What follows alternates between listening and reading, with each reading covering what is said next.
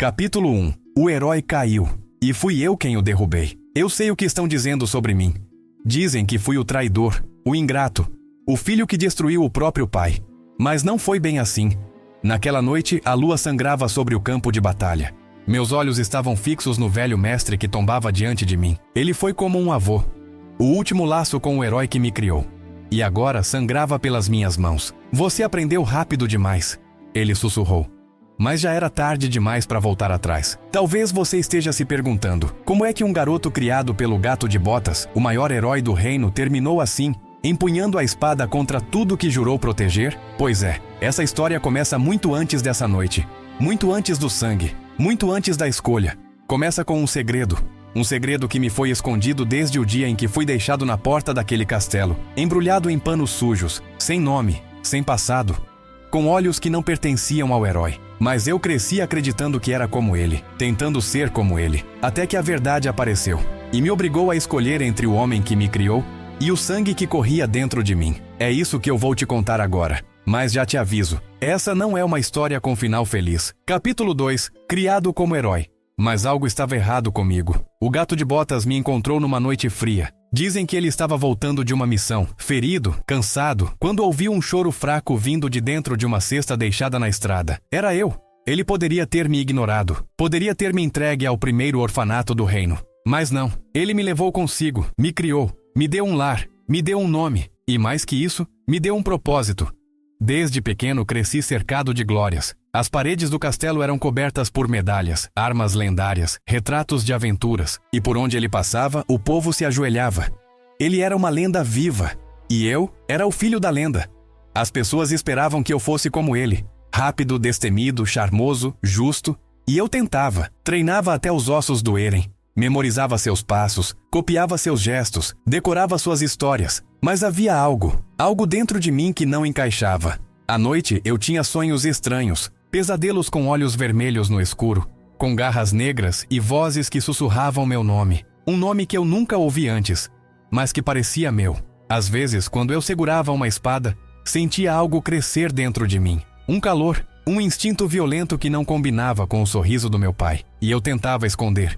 Escondia de todos, até de mim mesmo, porque eu não podia decepcioná-lo. Eu era o herdeiro do Gato de Botas. Eu não podia falhar. Mas a verdade é que, por dentro, eu já estava começando a quebrar. Capítulo 3. Quando o herói morre, nascem os segredos. Eu achei que o Gato de Botas fosse imortal. Inimigos, armadilhas, maldições. Nada jamais o derrubou. Mas o tempo, esse venceu. Ele partiu numa manhã silenciosa. Sem alarde, sem batalha, sem espada em punho. Apenas dormiu. E não acordou. O funeral foi grandioso. O reino inteiro se curvou diante da estátua que ergueram para ele. Mas eu só conseguia olhar para as botas vazias no pé do caixão. Elas pareciam tão pesadas agora. No quarto dele, entre cartas velhas e mapas antigos, encontrei uma caixa pequena com meu nome gravado. Dentro havia uma única carta. Se você está lendo isso, então chegou a hora de saber. Minha mão tremia. A carta dizia que eu não era filho dele, que ele me encontrou naquela estrada, mas que não me encontrou por acaso. Meu verdadeiro pai era El Garra Negra, o vilão mais temido da história. A carta terminava com uma única frase: não somos definidos por quem nos gerou, mas por quem escolhemos ser. Naquele instante, algo dentro de mim quebrou. De vez. Capítulo 4. Filho do inimigo. Por dias eu não falei com ninguém. Não comi. Mal dormi. Como eu poderia ter sido filho de El Garra Negra, o assassino, o tirano, o monstro que quase destruiu o reino, segundo os livros? E o pior, o Gato de Botas sabia quem eu era, o que eu carregava no sangue. E ainda assim, me criou. Mas por quê? A dúvida virou raiva. E a raiva virou necessidade. Eu precisava saber a verdade. Toda ela. Sem filtro, sem lenda. Comecei pelas tavernas onde velhos bêbados trocam histórias por moedas. Depois fui aos becos, aos esconderijos abandonados, às florestas que o gato dizia para eu nunca entrar. E quanto mais eu escavava, mais as mentiras vinham à tona.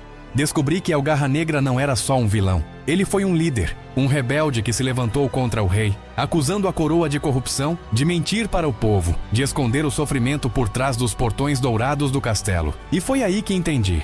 A guerra não foi entre bem e mal. Foi entre poder e ameaça ao poder. O Gato de Botas lutou pelo reino, Mas talvez tenha lutado do lado errado. E eu era o resquício de uma verdade que ninguém queria ver. Não era só uma questão de sangue, era uma questão de legado. Eu não era o herdeiro do herói. Eu era a última semente do homem que ousou enfrentar o sistema. E agora, o sistema queria me enterrar também. Capítulo 5. Não quero vingança. Quero justiça. Foi nesse ponto que algo em mim despertou. Não era sede de sangue. Não era raiva cega. Era algo mais frio. Mais claro. Era justiça. Não pela morte do gato de botas. Não pela mentira da minha origem. Mas por tudo o que esconderam do povo. Por tudo que apagaram da história. Se o reino construiu um império em cima de uma farsa, alguém precisava derrubar as paredes, tijolo por tijolo. E se esse alguém tivesse que ser o vilão da vez? Então que fosse. Assumi outro nome. Troquei as roupas. Escondi o rosto. Apaguei minha própria identidade. E voltei aos mesmos caminhos que meu pai biológico percorreu. Encontrei antigos aliados de El Garra Negra. Agora exilados, velhos, esquecidos. Aprendi com eles não a lutar, mas a pensar como ameaça. A usar o medo como escudo, a atacar onde dói mais, na mentira.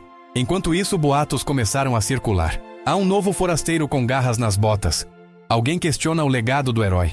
Alguém está reescrevendo a história. E o reino começou a me temer. Chamaram-me de traidor, de louco, de sombra. Mas eu sabia o que era. Eu era o eco de uma voz que tentaram silenciar. E quanto mais gritavam contra mim, mais forte minha presença se tornava. Mas, mesmo assim, uma parte de mim ainda hesitava. Ainda se perguntava se eu estava fazendo a coisa certa. Se eu estava me tornando o próprio monstro que meu pai foi acusado de ser. Até que recebi uma mensagem inesperada. Um mapa e um diário antigo. De El Garra Negra.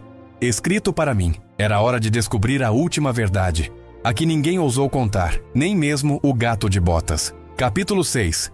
Ele me ensinou a lutar, mas nunca me ensinou a perdoar. O mapa me levou a um lugar que eu conhecia bem. Um antigo refúgio nas montanhas, onde o gato de botas costumava treinar em silêncio. Foi lá que aprendi a lutar. Foi lá que ele me ensinou tudo, inclusive o que eu deveria esquecer. E foi lá que ele estava me esperando. Não o gato de botas, claro, mas o mestre dele. O velho espadachim que me treinou desde pequeno. O único que conhecia os dois lados da história. E ainda assim, escolheu o silêncio. Ele me viu chegar com as garras prontas. Não disse uma palavra. Só pegou a espada e caminhou até o centro da clareira. Você cruzou a linha, garoto. Não, eu só enxerguei o que tinha do outro lado. A luta começou como tantas outras que tivemos no passado. Passo firme, lâmina precisa, golpes quase coreografados. Mas dessa vez, cada movimento tinha rancor. Cada ataque carregava anos de omissão. Ele lutava com técnica, eu com verdade. No meio do combate, ele gritou: "O gato de botas te amava como um filho." E eu respondi: "Então por que ele me criou numa mentira?" O golpe final não foi meu. Foi dele. Ele tropeçou, cansado, velho demais para continuar. Caiu de joelhos, olhou nos meus olhos e sussurrou: "Você aprendeu rápido demais." Minha espada estava encostada em seu pescoço. Mas eu não desferi o golpe, porque ali, naquele momento, eu entendi que não precisava matar o passado, só precisava superá-lo.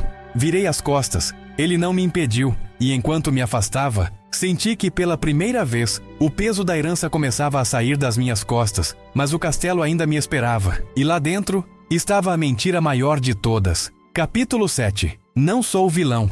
Vocês é que precisam de um. O castelo estava em festa, damas em seda, cavaleiros brindando, música nas escadarias. Celebravam mais um ano de paz. Paz construída em cima de cadáveres e silêncios. Entrei pela porta principal. Ninguém me reconheceu de imediato. Sem armadura, sem brasão, sem nome, apenas eu. No centro do salão, o rei discursava, contando mais uma vez a velha história. O gato de botas, o fiel servo do reino, e sua vitória sobre o terrível El Garra Negra. A multidão aplaudia, ria, se emocionava com a farsa. Até que eu subi nos degraus, interrompi o espetáculo. Vocês aplaudem um conto, mas nunca ouviram a história real. Os guardas avançaram, mas o rei os conteve. Queria me ouvir. Talvez pensasse que poderia me humilhar. Eu abri o diário de El Garra Negra. Li trechos que contavam a verdade. As negociações de paz recusadas. As aldeias queimadas por ordem real. As mentiras jogadas ao povo para justificar a guerra. Aos poucos, o salão silenciou. Mas não houve comoção. Não houve revolta. Houve medo. E depois, rejeição. Chamaram-me de traidor, de herege, de ameaça à ordem. O rei sorriu. O reino precisa de heróis, não de histórias confusas. E foi aí que eu entendi. Eles não queriam a verdade. Eles queriam se sentir seguros, e para isso sempre precisariam de um vilão. Se eu era esse vilão, então que fosse. Capítulo 8. Destruí o herói, e com ele a mentira. Não esperei pela prisão. Não pedi clemência. Apenas caminhei até a estátua do gato de botas, no meio da Praça Real. 10 metros de altura, espada erguida, olhar voltado ao céu, como se nunca tivesse errado. Ali, aos pés do monumento, deixei cair a espada que ele me deu. Depois, puxei de dentro do manto o velho símbolo do herói. O medalhão dourado com o brasão da justiça felina. O último objeto que restava daquilo que eu fui. E o que fiz? Joguei-o contra a pedra. O som do metal rachando ecoou como um trovão. As pessoas gritaram. Alguns choraram. Outros se afastaram. Mas ninguém teve coragem de me impedir.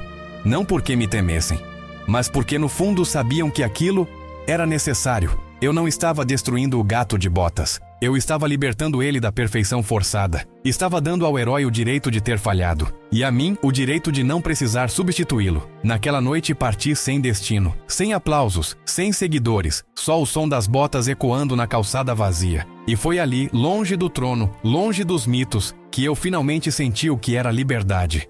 Não carregar o peso do herói, nem o fardo do vilão. Apenas ser eu. Capítulo 9. Toda sombra precisa de luz para existir. Os anos passaram. O reino seguiu em frente como sempre faz. Trocaram reis, apagaram registros, reescreveram livros. A estátua do gato de botas foi restaurada. E o meu nome desapareceu. Mas nas vilas distantes, nas encruzilhadas poeirentas, nas tavernas onde as histórias sussurram entre copos, alguém sempre repete a lenda. A do garoto que ousou quebrar a verdade confortável. Aquele que destruiu o herói para revelar o homem. Aquele que foi chamado de vilão, mas que nunca deixou de lutar pelo povo. Hoje eu vivo entre eles. Anônimo, esquecido, livre, não visto capas, não uso espadas, não preciso de aplausos. Mas às vezes, quando olho para o horizonte, vejo jovens treinando. Não com armaduras, mas com ideias, com consciência, com sede de justiça de verdade. Talvez eles não saibam quem eu sou, talvez nunca descubram. Mas isso não importa, porque heróis podem ser esquecidos, vilões apagados. Mas as histórias certas, essas continuam. E se você ouviu até aqui, então a minha história também sobreviveu. Eu fui o filho do herói, fui o herdeiro do inimigo. Mas hoje, sou só eu. E isso pela primeira vez é o bastante.